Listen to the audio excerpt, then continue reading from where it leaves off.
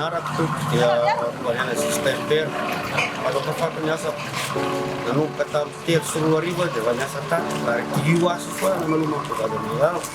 mafy tompoko satria na dia mifofona rehetra sy ny lotiainany ao ary dia efa afo tsy mitovy amin'olony rehetra anao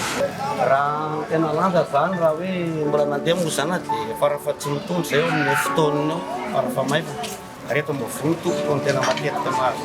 amin'io entiny io satria fa koa mamoaka entana mafana ianao nefa tsy maintsy miondrika amin'ny mangady azy ianao manjika izany fa rehefa lasa ny anatinao any daholo mihitsy le entona tena mafy satria ny ainako amatona maro zany le izy dia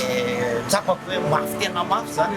fa araka mahasa azy mbola verika any hoe tsy maintsy io zany nefa misy efa tsy maintsy zana mahatsara azy.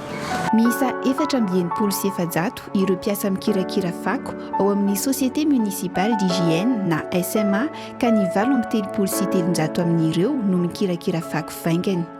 Manana fiara fandraofana fako 30 eo ny orinasa ka ny fiara iray dia ahitana mpandroaka fako 7 farafahabetsany.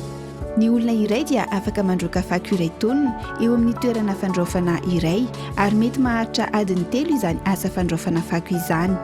Mba ho fanajana ireo mpiasa ireo dia entanina isika mba hanaja ny ora fanariana fako izany hoe manomboka amin'ny 4 ora hariva hatramin'ny 7 ora alina. Mampitombo sy manasarotra ny asa fandraofana fako ny tsy fanajana ny lamina efa napetraka.